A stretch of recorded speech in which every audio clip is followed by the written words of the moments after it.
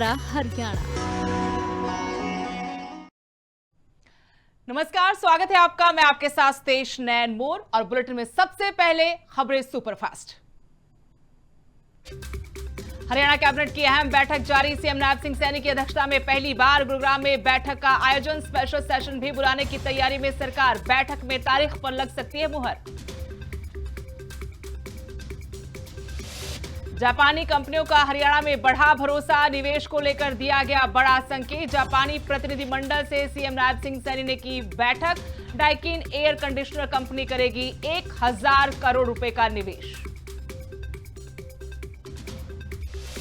कांग्रेस सांसद कुमारी सैलजा ने महिला आरक्षण बिल पर बीजेपी पर साधा निशाना। कहा, दोहरी राजनीति अब बेनकाब हुई।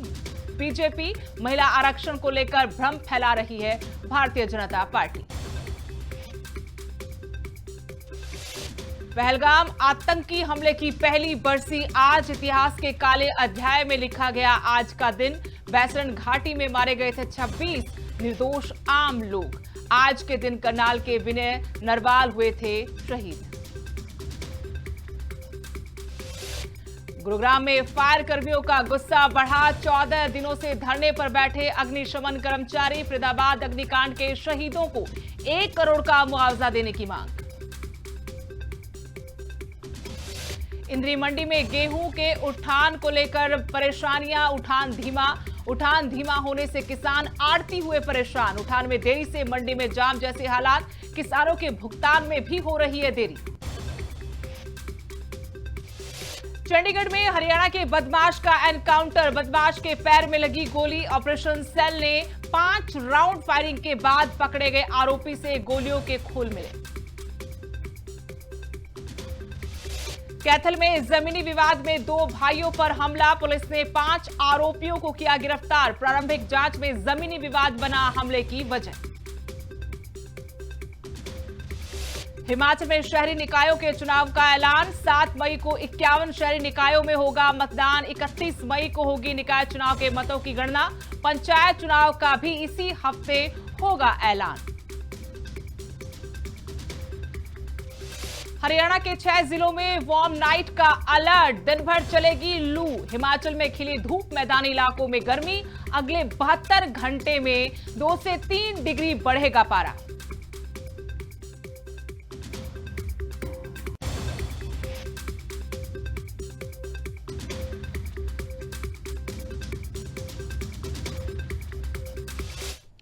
और इस वक्त की बड़ी खबर आपको बता दें, गुरुग्राम में पहली बार हरियाणा सरकार कैबिनेट बैठक कर रही है।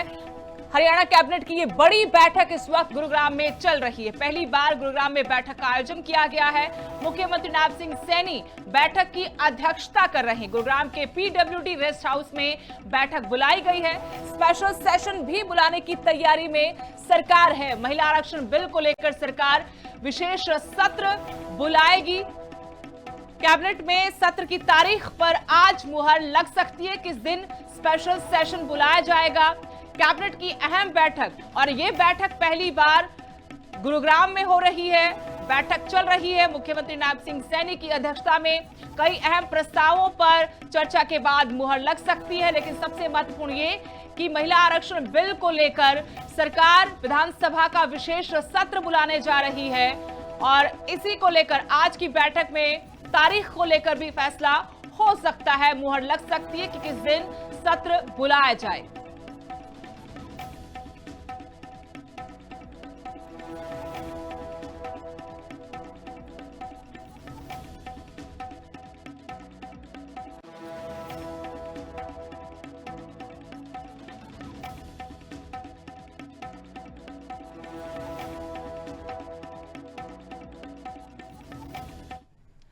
जापानी कंपनियों का हरियाणा में लगातार भरोसा बढ़ रहा है और इसको लेकर एक बड़ा संकेत यह मिला है कि बड़े स्तर पर, बड़े लेवल पर निवेश होने जा रहा है।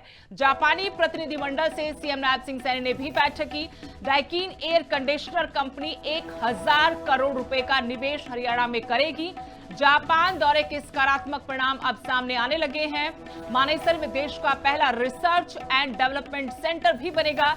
ईज ऑफ डूइंग बिजनेस बढ़ाना, लागत कम करना, यह सरकार का लक्ष्य है। मुख्यमंत्री ने कहा कि ईज ऑफ डूइंग बिजनेस बढ़ाएंगे, लागत कम करेंगे।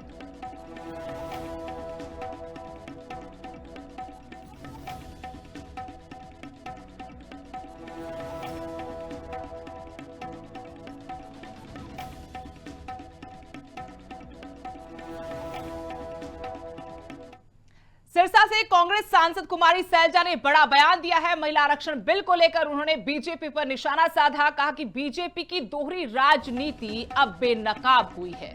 महिला आरक्षण को लेकर भ्रम फैला रही है बीजेपी, ये आरोप उनकी तरफ से लगाया गया। कहा कि 2023 में पारित बिल पर सभी दलों ने समर्थन दिया था। बिना शर्त तत्काल महिला आरक्षण लागू करे सरकार, परिसीमन जैसी शर्तों को टालने का बहाना कुमारी सैलजा ने बताया है।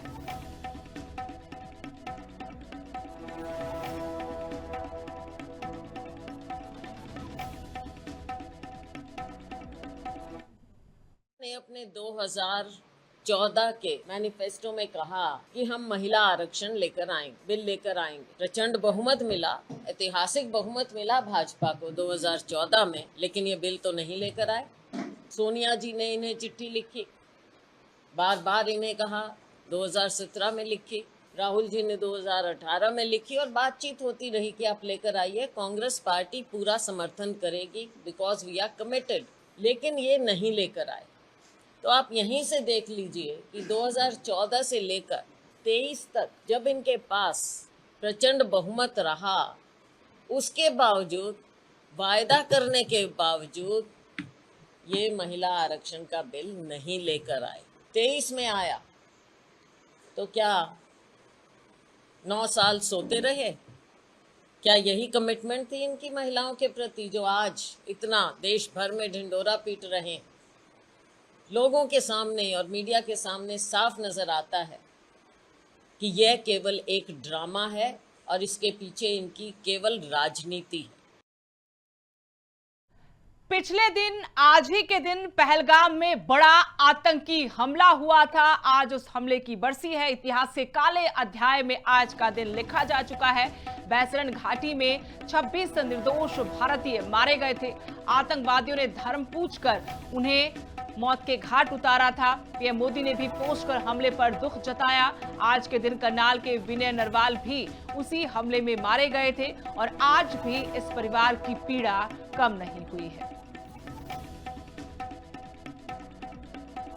तो करनाल के बेटे को भी इस आतंकी हमले में अपनी जान गंवानी पड़ी थी और आज का दिन इतिहास के काले अध्याय के रूप में जाना जाएगा। विनय नरवाल करनाल के इस आतंकी हमले में मारे गए थे। बैसरन घाटी में 26 लोगों पर यह आतंकी हमला हुआ था। 26 लोगों की जान गई थी। अंधाधुंध फायरिंग हुई थी। बकायदा धर्म पूछकर मारा गया था और प्रधानमंत्री नरेंद्र मोदी ने भी इस हमले पर दुख जताया। आज के दिन करनाल के विनय नरवाल की भी जान गई थी। 1 साल हो चुका है पहलगाम आतंकी हमले को।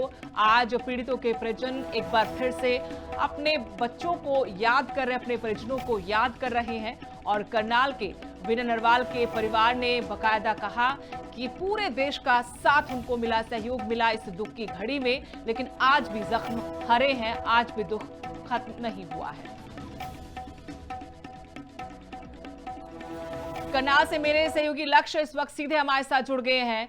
लक्ष्य, 1 साल बीत गया है पहलगाम आतंकी हमले को, लेकिन आज भी जो जख्म है वो हरे हैं। करनाल के विनय नरवाल की भी जान गई थी। परिवार से आपने बातचीत की। आज परिवार उस दिन को, काले दिन को, उस बड़े पहाड़ जैसे दुख के दिन को कैसे याद कर रहा है? इस तरीके से पहलगाम के हमले के बाद करनाल के निवासी कहीं ना तो उस घटना के अंदर शहीद हो गए थे। उन्हें गोलियों से भून दिया गया था और ऐसे में आज भी उस परिवार का जो दुख है वो काफी हरे नजर आ रहे हैं। वो अभी तक दुख नहीं पूरे हो पा रहे। हाल ही में 2 दिन पहले ही हमारे उनके पिता राजेश नरवाल से भी बात इस विषय पे हुई थी उन्होंने साफ तौर पर बताया कि उनकी यादें आज भी उनके जहन में है और उनसे जब वो बातचीत करते थे, उनके दादाजी मतलब जो विनय नरवाल के दादाजी से उनसे बात होती थी, तो तमाम वो चीजें उन्होंने कैमरे के सामने बयान भी करी। और आज इस समय जो हम मौजूद हैं, हम विनय नरवाल के स्कूल के अंदर मौजूद है, जहां पर विनय नरवाल ने अपनी शिक्षा ग्रहण करी थी। इस स्कूल के अंदर विनय नरवाल ने नर्सरी से लेकर 10वीं कक्षा तक जो शिक्षा ग्रहण की थी, और उन टीचरों से भी बात करेंगे हम। और जो मेरे पीछे आप तस्वीरें देख सकते हैं, स्कूल ने श्रद्धांजलि तौर पर एक वॉल है जो स्कूल एंट्रेंस के ऊपर ही, जहां आप देख सकते हैं कि उनकी एक यूनिट है और उनके तमाम जो मेडल्स हैं, चीजें हैं, उनकी फोटोज हैं, उनकी यादें हैं, वो ताजा करने के लिए, उनको इतिहास में उनको याद रखने के लिए जो स्कूल के अंदर बच्चे आते हैं या फिर कोई भी व्यक्ति आता है, तो ऐसी उनको याद रखने के लिए कि ऐसी स्थिति वहां पर इस स्कूल के अंदर ये विनय नरवाल कहीं ना कहीं पढ़ता था, यानी शिक्षा ग्रहण करी थी। विनय नरवाल के साथ उनकी बहन सृष्टि नरवाल भी इसी स्कूल के अंदर पढ़ी और काफी होनहार रहे। विनय नरवाल लेफ्टिनेंट तक पहुंचे, बहुत कम उम्र में ये मुकाम हासिल किया था।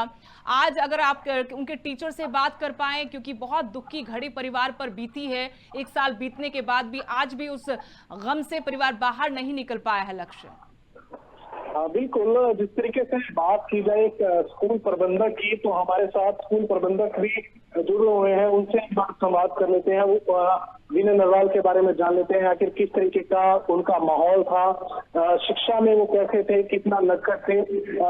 सर, कैसे देख रहे हैं आपके स्कूल में विनय नरवाल ने शिक्षा ग्रहण की, नर्सरी से लेकर 10वीं तक उनका समय और कुछ यादें उनकी, क्योंकि आपके द्वारा ये चीजें तैयार की गई यादों के लिए, और आप भी खुद इस तरीके से देख सकते हैं। विनय 2002 में करीब आए थे स्कूल में, और उन्होंने स्कूल जब दाखिला लिया तो वो सिस्टर सृष्टि दोनों साथ थे, और सन 2014 तक स्कूल में रहेंगे। जब बच्चा स्कूल में होता है, हम उसको सिर्फ नींव बनाते हैं, हम लोग को ये नहीं मालूम होता वो IAS ऑफिसर बनेगा या आर्मी ऑफिसर बनेगा। विनय नरवाल ने फौज का रास्ता चुना, नेवी में गए, और उन्होंने 2022 में कमीशन लिया इंडियन नेवी में, और प्राउड मोमेंट था। उसके बाद उनका विवाह हुआ, और वो पहलगाम गए थे। वहां पर दुश्मन आतंकवादियों की गोलियों का वो शिकार जरूर बने, उन्होंने भी काफी कोशिश की, और उनकी जो कोशिश की, लेकिन वो दुश्मनों के सामने थोड़ी कम रही। लेकिन उनका दिल हमेशा गोली लगने के बाद भी वो लड़े, और कोशिश करने के बाद भी जब नहीं हो पाए तो भगवान का झंडे का नाम लेकर इस दुनिया से तो चले गए। लेकिन उनकी यादें तिरंगे में लिपट के जब करनाल में आई, तो करनाल वासी उसको आज भी याद रखते हैं। उनका जो झंडा तिरंगा, वो याद वाला झंडा स्कूल में जो फहराता है, बच्चे उसको देखते हैं, तो वो एक दिल के अंदर एक तमन्ना होती है उस बच्चे की, मुस्कुराहट, शरारतें, उसके नटखटपन स्कूल में अभी भी हम लोग के साथ है, बहुत के साथ। जी लक्ष्य, शुक्रिया बहुत बहुत तमाम बातचीत के लिए, उस जानकारी के लिए। तो करनाल से हमारे सहयोगी उनके स्कूल पहुंचे लेफ्टिनेंट नरवाल के, और यहां आपको बता दें कि किस तरीके से आज ही के दिन पहलगाम में बैसरन घाटी में धर्म पूछकर बकायदा दहशतगर्दों ने 26 भारतीयों की हत्या की थी। बड़ा कायराना हमला ये हमारे पर्यटकों पर हुआ था, भारतीयों पर हुआ था, भारत पर हुआ था। उसको आज 1 साल पूरा हो गया। करनाल के लेफ्टिनेंट विनय नरवाल की भी इस आतंकी हमले में जान गई थी।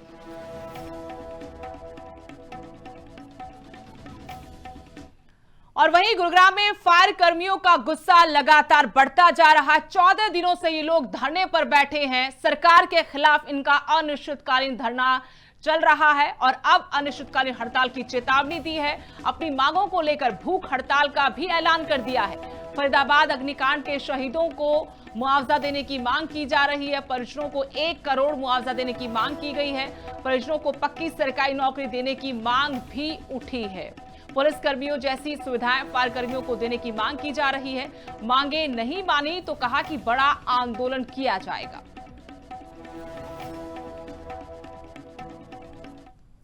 CITU ने गुड़गांव के एडमिनिस्ट्रेशन के माध्यम से और पूरे प्रदेश में सभी जिला उपायुक्तों के माध्यम से सरकार को अपना ज्ञापन दिया और अपनी हड़ताल का समर्थन किया है। जल्दी से जल्दी सरकार इस हड़ताल को बात मान करके पूरा कराए। कर्मचारियों की जो भी आगे कमेटी फैसला करेगी हम इनका समर्थन करेंगे और इनकी लड़ाई को जीतने तक हम इनके साथ रहेंगे और हमारी सभी यूनियनों को इनके आंदोलन के साथ जोड़ेंगे। ये हमारा फैसला। हमारी कोई ज़्यादा लंबी मांगे नहीं है सरकार से। एक तो हमारे जो शहीद कर्मचारी हुए हैं उनके लिए 1 करोड़ रुपया और एक सहायता, एक सरकारी नौकरियों से दर्जा दिया जाए और ये कानून में और रूल में लाया जाए कि कल न भी कोई किसी कर्मचारी के साथ ऐसी घटना घटती है तो उन सभी को ये प्रावधान होना चाहिए, सभी को मिलने का। हमने 20-20 साल की नौकरी हमारी हो चुकी है। हम काफ़ी दिनों से पहले भी हमने 1-2 बार धरने किए और सरकार ने कभी हमारी बातें नहीं मानी है, ना ही हमारे को सुविधा दे रही है। हमारे को कैशलेस सुविधा, ना मेडिकल सुविधा नहीं है हमारे पास, ना ही कोई हमारे पास फैसिलिटी है, हमारे पास फायर की सुविधाएं हैं कुछ भी। आगे से हमारी जो हड़ताल है वो अनिश्चितकालीन में बदलने जा रही है और हम यहाँ अपने साथ कुछ साथियों को अनशन पर बिठाएंगे और हम जनता के बीच में जाकर अपनी जो मांग, हमारी समस्याएं हैं वो जनता के बीच में इस सरकार की पोल खोलने का काम करेंगे। हम ये धरना जब तक सरकार हमारी मांगे नहीं मानेगी जब तक हम ये हड़ताल जारी रखेंगे और हम ये अपील भी करते हैं सरकार से कि हमारी हड़ताल समस्याओं को जल्द से जल्द सुना जाए और जो आम जन में जो नुकसान हो रहा है, आए दिन आपकी घटनाएं बढ़ रही हैं, हम ये चाहते हैं कि सरकार इन कर्मचारियों की मांगों को पूरा करे और इस हड़ताल को खत्म कराए और जो आम जन का जो नुकसान हो रहा है वो आम जन का नुकसान नहीं हो। और हरियाणा के बाद अब खबरें हिमाचल से, जहां शहरी निकाय चुनावों का ऐलान हो गया है। 7 मई को 51 शहरी निकायों में वोटिंग होगी। चुनाव वाले निकायों में आचार संहिता लागू हो गई है। 31 मई को निकाय चुनाव के मतों की गणना होगी। पंचायत चुनाव का भी इसी हफ्ते ऐलान होना है। सोलन, पालमपुर, मंडी, धर्मशाला में नगर निगम चुनाव होने हैं। 25 नगर परिषद और 22 नगर पंचायत चुनाव होंगे। निकायों में कुल 3,60,859 मतदाता हैं। 1,80,963 पुरुष मतदाता वोट करेंगे। 1,79,882 महिलाएं हैं और 14 अन्य मतदाता हैं। 29 अप्रैल, 30 अप्रैल और 2 मई को 11 बजे से 3 बजे के मध्य नामांकन प्रस्तुत किए जा सकते हैं। नामांकन पत्रों की जांच रिटर्निंग ऑफिसर द्वारा 4 मई को सुबह 10 बजे से की जाएगी। उम्मीदवारों को अपना नामांकन वापस लेने का समय भी दिया जाता है। वह 6 मई 2026 सुबह 10 बजे से दोपहर 3 बजे से पूर्व तक, यानी कि उम्मीदवारी की वापसी 6 मई 2026 को प्रातः 10 बजे से दोपहर 3 बजे के दरमियान, 17 मई 2026 प्रातः 7 बजे से शाम के 3 बजे तक। मतदान होने की स्थिति में वोटों की गिनती की जाएगी। तो शहरी सरकार का चुनाव मतदाता कर पाएंगे। हिमाचल में हमारे सहयोगी शिमला से योगराज जुड़े हैं और जानकारी के साथ। योगराज, लंबे इंतजार के बाद आखिरकार अब शहरी सरकार के चुनाव की तारीख तो ऐलान हो गई है, साथ में पंचायत चुनाव को लेकर भी जानकारी क्या है, कब तक ऐलान हो सकता है और इन चुनाव को लेकर क्या अपडेट है? देखिए, जो पंचायत चुनाव है उनको फिलहाल थोड़ा समय है। हालांकि इलेक्शन कमीशन की तरफ से कहा गया है कि इसी सप्ताह जो है इसकी भी घोषणा हो जाएगी, क्योंकि हिमाचल प्रदेश में लंबे अरसे से पंचायती राज के जो चुनाव थे वो टल रहे थे और 31 मई की डेडलाइन है, उससे पहले पहले पंचायती राज चुनाव भी हो जाएंगे। लेकिन शहरी निकायों का बिगुल बज चुका है और एक तरह से आप कह सकते हैं सेमीफाइनल ये 2027 से पहले जो है वो रहता है दोनों ही दलों के लिए, चाहे कांग्रेस हो या बीजेपी हो। सत्तारूढ़ में जो है वो कांग्रेस की सरकार चल रही है, तो ऐसे में उनके लिए बेहद महत्वपूर्ण ये चुनाव हो जाते हैं। हालांकि पंचायती राज चुनाव जो है वो पार्टी सिंबल पर नहीं होते हैं, लेकिन 4 नगर निगम के चुनाव हैं वो पार्टी सिंबल पर होंगे और वहां पर क्या समीकरण बनते हैं ये देखना काफी अहम होगा, क्योंकि दावे दोनों तरफ से किए जा रहे हैं कि नगर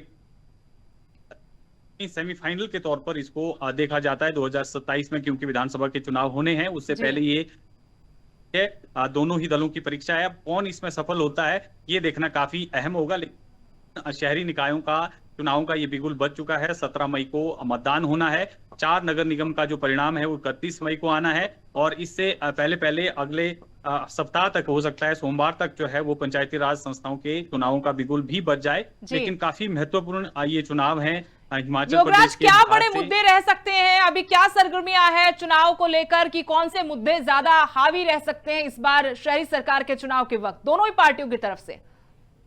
देखिए, विकास हमेशा एक बड़ा मुद्दा रहा है और हिमाचल प्रदेश में जिस तरह से कांग्रेस की सरकार चल रही है, 10 गारंटीज लेकर जो है वो सत्ता में कांग्रेस की सरकार आई थी। ऐसे में इन गारंटीज को लेकर विपक्ष लगातार हमलावर है।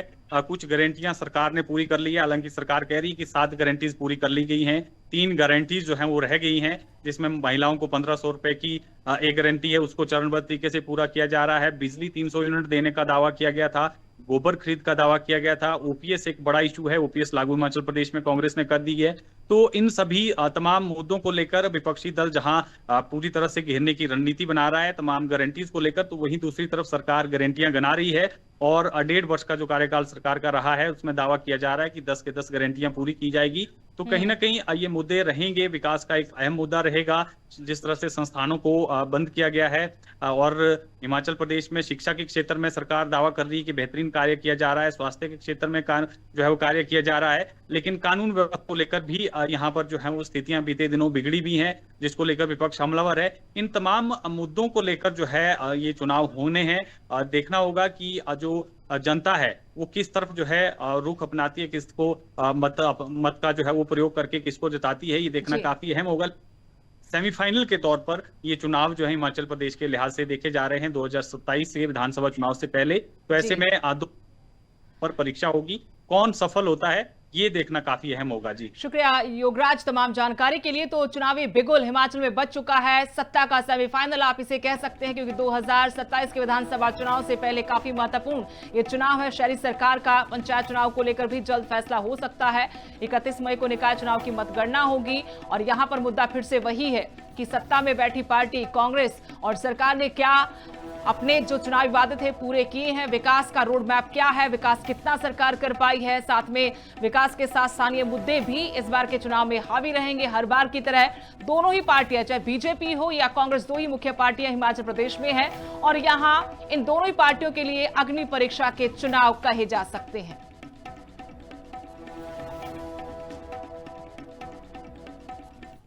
और अभी के लिए इस बुलेटिन में इतना ही। नमस्कार।